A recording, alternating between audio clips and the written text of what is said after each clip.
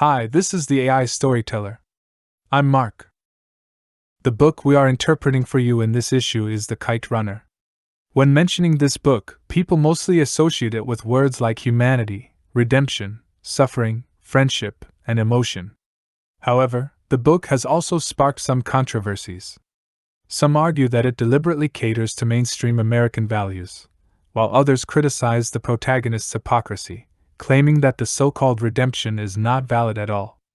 Additionally, the most prevalent speculation about the book is that it appears so realistic that it is likely the author's autobiography, but the author Khaled Hosseini has repeatedly come forward to clarify this.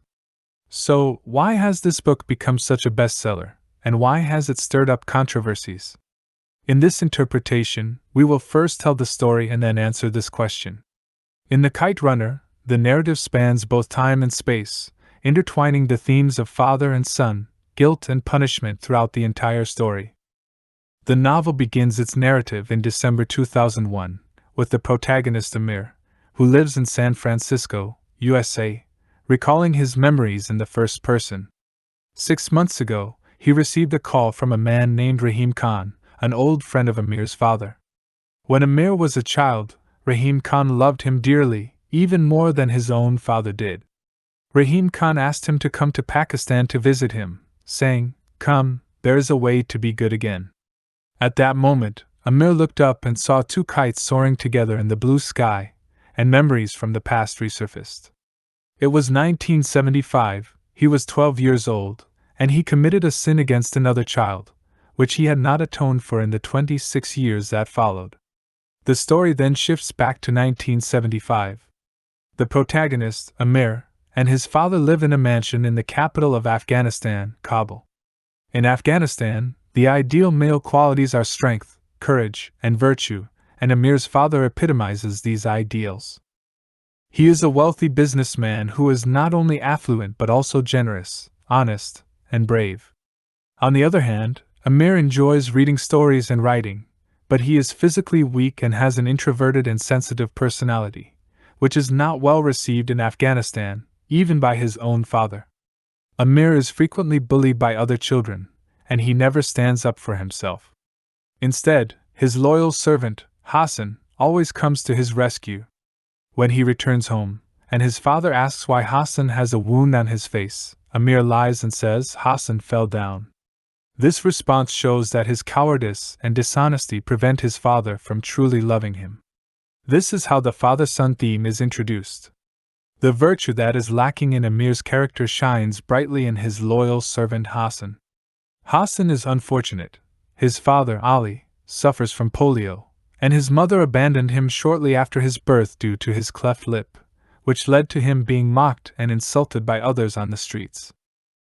However, he is a sunny, innocent, honest, and brave person, a loyal friend who is 1 year younger than Amir and takes on the responsibility of serving and protecting him. Both Hassan and Amir have never seen their mothers and were nursed by the same wet nurse, growing up like brothers, inseparable. However, their pure friendship is not accepted by society at that time. Let me provide some background about Afghanistan. Hassan is a Hazara, an ethnic minority from the mountainous regions of Afghanistan, while Amir is a Pashtun, the largest ethnic group in Afghanistan, with Pashto being the official language.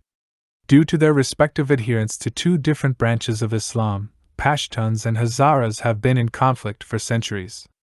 Pashtuns have historically persecuted Hazaras, forcing them to seek refuge in the central mountainous areas of Afghanistan, leading to a state of racial segregation.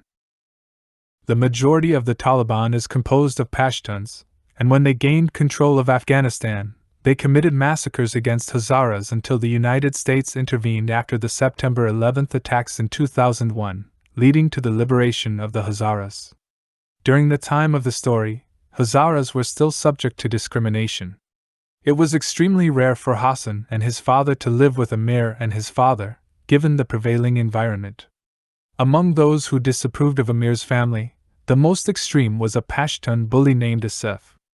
Asef supported ethnic cleansing and vowed to exterminate the Hazaras, seeking to establish Afghanistan solely for Pashtuns.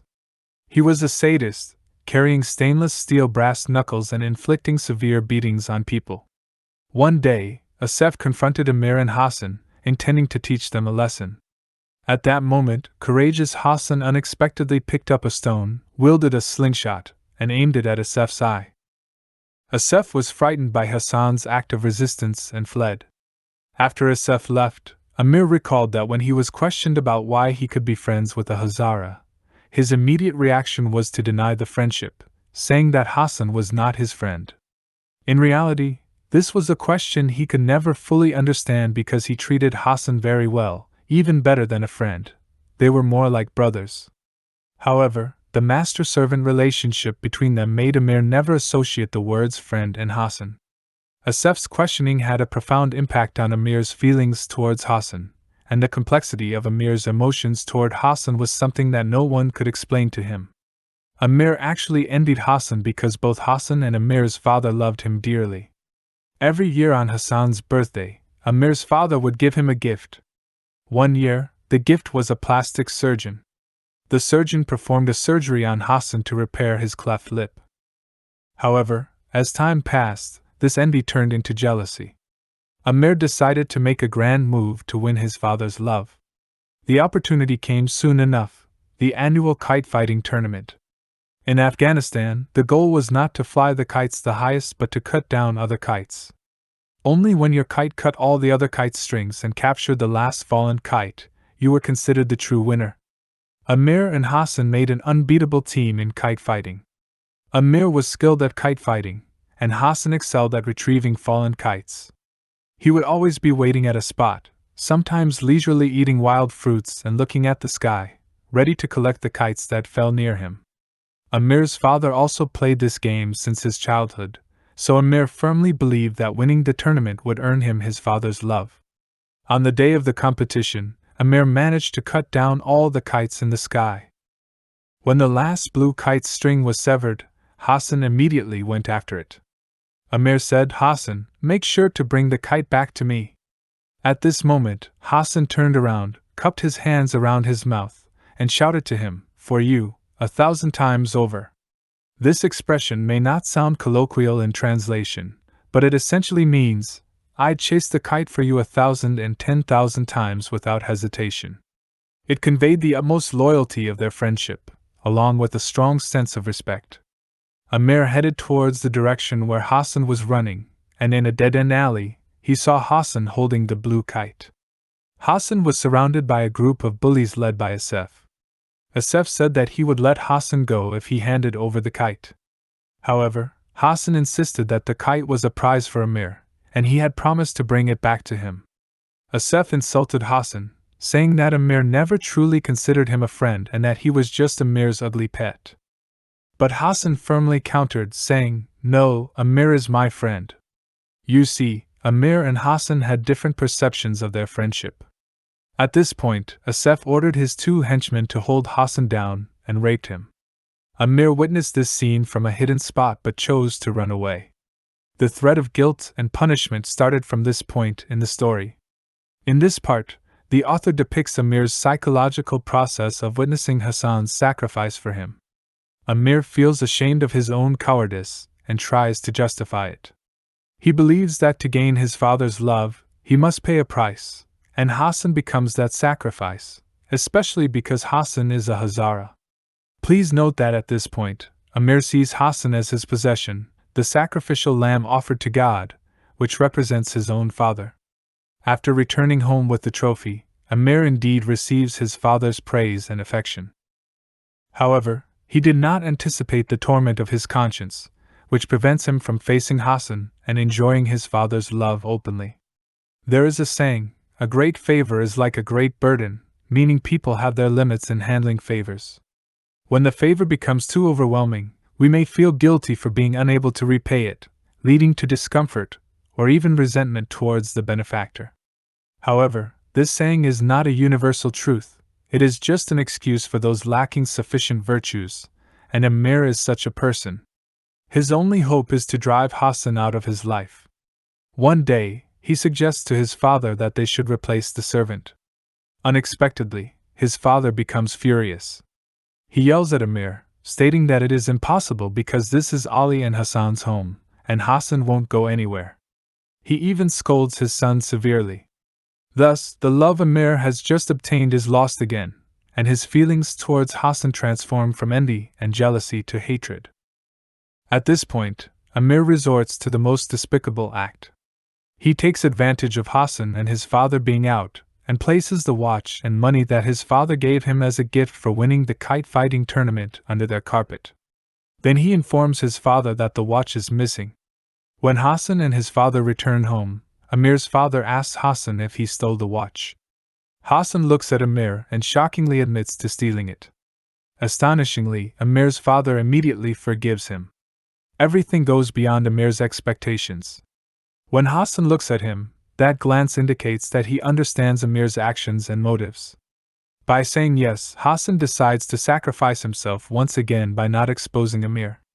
Otherwise, Amir's father would realize what a despicable person his son was and would stop loving him. Why did Amir's father forgive Hassan? It seems so unreasonable. After all, Amir set up this trap because he knew his father detested stealing. However, his father not only forgives Hassan but also cries uncontrollably and pleads for them not to leave when Ali says he will take Hassan away from the house. The father, who rarely shows emotions, cries bitterly and begs them not to go. Yet, Ali firmly refuses and leaves with Hassan, permanently departing from Amir's life. Amir's beautiful childhood with Hassan came to an end, as did the idyllic days of Afghanistan. The country was plunged into intense turmoil when the Soviet Union invaded in late 1979, sparking a 9-year-long war. After the Soviet Union dissolved, Afghanistan fell under the rule of the religious extremist organization, the Taliban, which carried out massacres against the Hazara people in the name of religious purity. The country descended into continuous warfare, and the people suffered immensely. However, Amir did not experience all of this firsthand. After the Soviet invasion, his father took him to the United States, starting a new life there. In the US, they relied on each other, and their distant relationship gradually grew warmer. Amir attended college and adapted well to American life, while his father often clashed with people due to cultural differences. Amir would step in to mediate the conflicts.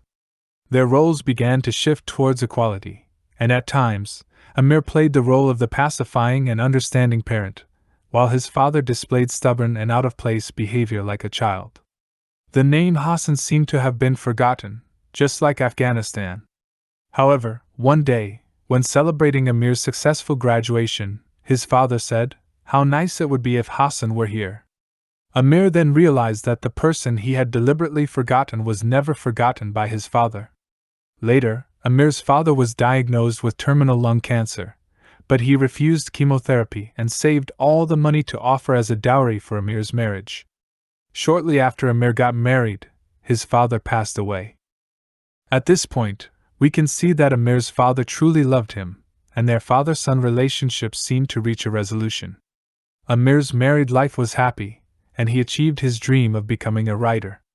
However, he and his wife were unable to conceive a child, and no physiological issues were found. In 2001, at the age of 38, Amir received a call from Rahim Khan, his father's old friend, which brought the story back to the beginning, resurfacing the father-son relationship. Rahim Khan revealed that he had gone to Pakistan and learned that Hassan had been brutally killed by the Taliban while defending Amir's family estate. Rahim Khan also handed Amir a letter, written in Hassan's own handwriting. Despite Amir's harm to him, Hassan remained sunny in the letter and regarded Amir as his best friend. Hassan had a son named Sohrab, the name of a hero from the stories Amir used to tell him in their childhood. Sohrab had ended up in an orphanage. Rahim Khan knew about the sins Amir had committed when he was young and urged him to seek redemption by going to Kabul, rescuing Sohrab, and delivering him to an American couple who could adopt him. Upon hearing about Hassan's tragic fate, Amir was filled with anguish and self-blame. However, when he heard Rahim Khan's request, he firmly refused because he believed Kabul was too dangerous. At this point, Rahim Khan revealed a secret to him. Hassan was Amir's half-brother, born from an affair between Amir's father and Hassan's mother since Ali was infertile. Amir couldn't fathom that his virtuous father had been deceiving everyone all along. He now understood that it was his father's choices of cowardice and deceit that caused him to despise his own displays of cowardice and deceit and to be so indifferent towards himself, releasing his guilt upon himself. At this moment, he realized how much he resembled his father, and both generations bore the guilt of their actions toward Hassan and his son. Rahim Khan stated that true redemption came from acts of goodness following wrongdoing. Despite committing a sin, Amir's father had been doing good and seeking redemption throughout his life. Now, it was Amir's turn to seek redemption. After struggling internally, Amir realized that the burden of guilt had become unbearable, and he decided to follow in his father's footsteps and embark on the path of redemption. Thus, he set out to find Sohrab in Kabul. In Kabul, Amir discovered that Sohrab was under the control of a Taliban commander who subjected him to daily sexual abuse. The commander was none other than Asef, the same sadistic person who had assaulted Hassan years ago. Asef's extreme ideology hadn't changed over the years, and despite his parents living in a luxurious mansion by the Australian seaside, he chose to stay in Afghanistan to indulge in his violent fantasies of ethnic cleansing. 26 years ago, when Asef humiliated Hassan, Amir didn't stand up for him. Now, witnessing Asef tormenting Hassan's son, Amir couldn't bear it any longer. He suddenly unleashed a series of verbal attacks against Asef, finally letting out the suppressed feelings of the past 26 years. Asef proposed a duel, and the winner would take the child. He then pulled out stainless steel brass knuckles. Facing his archenemy, Amir had no strength to fight back, but he had no intention of doing so either. The author described how Asef threw him against the wall, impaling him with nails, knocking out his teeth, splitting his mouth, and breaking his ribs, all while laughing hysterically. He laughed because the burden of guilt that had weighed on his heart for 26 years was finally punished. At this moment, a historic turn of events occurred. Sohrab pulled out his slingshot and shot a brass ball into Asef's eye. Amir took Sohrab and fled to Pakistan. In the hospital, Amir went through multiple rescues and surgeries and eventually survived. He was covered in wounds and now had a cleft lip. Do you remember Hassan's cleft lip? Here, the author sets up another historical recurrence. Amir entrusted a friend, who had been with him through thick and thin, to find the American couple Rahim Khan mentioned. He said, "Can you do me a favor?" At this moment, the friend said something that made him completely break down and cry uncontrollably. The words were, "For you, 1,000 times over." This friend was the second person in the novel to say this phrase. This statement not only reminded Amir of the betrayed Hassan but also signified that Amir had won the most loyal friendship through his actions, becoming a true man. To Amir's surprise, the American couple didn't actually exist. Clearly, it was Rahim Khan's strategy to have Amir and his wife adopt Sohrab. Amir explained the whole story to his wife, and she fully supported adopting Sohrab. So, Amir started dealing with the immigration authorities to bring Sohrab to the United States. Amir and Sohrab stayed in a small hotel in Pakistan, awaiting the immigration arrangements. One day, Amir woke up to find Sohrab missing, and his immediate reaction was that the Taliban had abducted him. He frantically went out to search, fully assuming the role of a father. The emotional focus of the novel now shifted to the relationship between Amir and Sohrab, as father and son. It all seemed like a form of retribution. Amir tried desperately to please Sohrab, but Sohrab showed little response. Sohrab was an orphan who had suffered severe sexual abuse, and his silence and reluctance to get close to Amir were entirely natural. Later, Amir found Sohrab in a mosque. Here, Amir suddenly realized that his father's lack of faith in God was wrong. God indeed existed, in his heart, where goodness prevailed over evil. He knelt down and found solace in faith. However, the faith he embraced was not religious but a moral imperative, a commitment to goodness. Now let's return to the story. Sohrab encountered significant difficulties in immigrating to the United States. The most convenient solution was to have Sohrab stay in a Pakistani orphanage for a while, and then Amir could adopt him, pretending that Sohrab was an undocumented Pakistani orphan. At this point, Amir made another mistake. He told Sohrab about this plan. He forgot that Sorab was a child with post-traumatic stress disorder, and no matter how and for how long he stayed in an orphanage, he couldn't bear it. Sorab cried uncontrollably, but Amir didn't change his mind. As a result, Sorab cut his wrists and attempted suicide. In the author's original manuscript, there was a very dark ending where Amir's wife completely rejected Sorab, and ultimately, Sorab committed suicide in the United States. However, the ending I am about to tell you is the one the author rewrote according to the editor's request, and it is the ending that all readers saw. Sorab was rescued and brought to the United States. He was withdrawn and did not speak a word for several months. What he truly wanted was to return to his past life. Amir and his wife tried their best to please him, but he remained closed off. Even during Christmas in December 2001, they had a silent dinner as a family. The novel story ends here, and this time point also aligns with the beginning of the novel, the time when Amir starts reminiscing. Thus, a narrative time loop is completed in this way. However, the author suddenly shifts the focus to a small incident that occurred before the ending of the novel. One day, the family was playing on the grass, and Amir noticed Sorab constantly looking up at the kites in the sky. So Amir bought a kite and told Sorab the story of his childhood when he flew kites with Hosseini.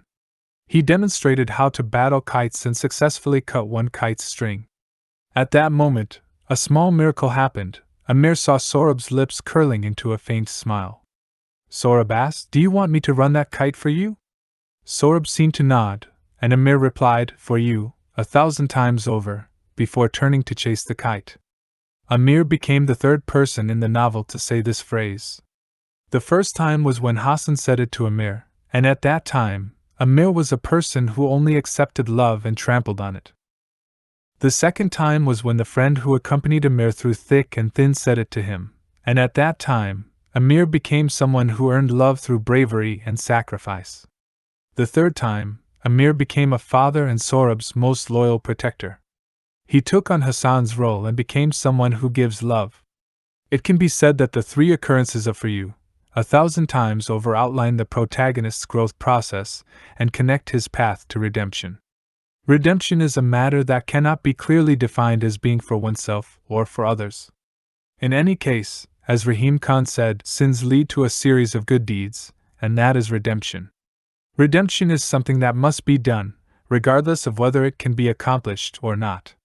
It even means that even knowing it may come at a great cost and may be futile, one should still do it. That's how the protagonist, Amir, goes about it. Therefore, even if he cannot win the forgiveness of the readers, he can at least earn their respect. The story ends here. The author included a hopeful scene at the end to make the novel less dark. However, writing it this way easily leads people to believe that the protagonist's fate is bound to be optimistic. This kind of ending also fits well with the post-9/11 desire in the hearts of Americans for rebirth, rebuilding, unity, overcoming difficulties, and embracing hope. After telling the story, let's now summarize the reasons for the popularity and controversies caused by this book. One of the main reasons why this book is so popular is that it appears very real. However, to mature readers, the plot's authenticity is not particularly strong. For instance, there are too many coincidences in the latter part of the novel. According to the dramatic theorist Robert McKee, advanced coincidences should make the difficulties even more challenging, not make them easy to resolve. Yet, most of the coincidences in the latter part of the story serve to solve the difficulties. This makes the plot seem less realistic. In reality, it is the emotional authenticity, not the plot's realism, that defines the achievement of this novel. Emotional authenticity means creating emotions that make people believe and resonate with them. This book's emotional authenticity is so profound that most readers believe it is the author's autobiography and that the events truly happened.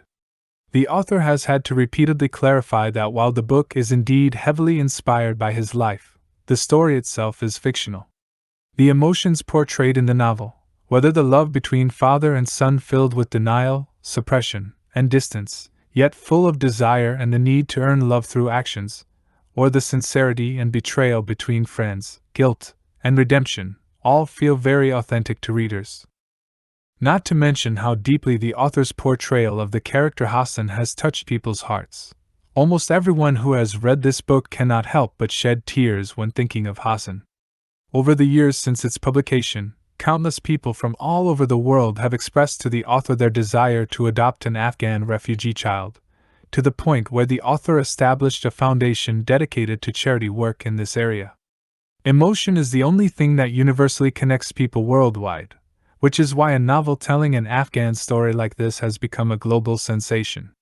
Furthermore, the political situation and media coverage also played a decisive role in the book's success. Throughout the novel's 30-year historical span, the protagonists Amir and Hassan are like two severed kites, tossed and turned in the ever-changing winds of history. Accompanying the protagonist's growth and tribulations is the tumultuous history of Afghanistan, which transitioned from a peaceful and prosperous ancient nation, experienced changes from monarchy to republic to the Soviet invasion, and then fell into the grip of the Taliban, becoming a war-torn and devastated nation, a sacrificial pawn in the protracted Cold War of the Western world, and devolving into religious extremism and ethnic fragmentation. However, all of this remained invisible to the Westerners' eyes. It wasn't until terrorists crashed planes into the Twin Towers and the Pentagon that Americans began to ask, what is the Taliban? Why do they hate us? What kind of country is Afghanistan? What have the Afghan people experienced? However, what they could still see was just the news. At that time, in the summer of 2002, Khaled Hosseini, the only Afghan writer who writes in English, narrated the stories of the Afghan people to Americans. He not only depicted the profound sufferings of Afghanistan, but also portrayed its past beauty and tranquility. He not only told a uniquely Afghan story but also a story that could be understood by any American. Moreover, he condemned all divisions, extremism, and atrocities, which were exactly what Americans were eager to see after the Cold War and the 9/11 events. The author himself has said that if the success of this book in the market has nothing to do with the 9/11 events, it would be disingenuous. Now that the content of the book is complete, let's summarize. 1. The father-son relationship and the theme of sin and redemption are the two most important themes of this book, transcending the character's life and death, intertwining with each other, and running through the entire book. 2. The story carries a layer of religious allegory.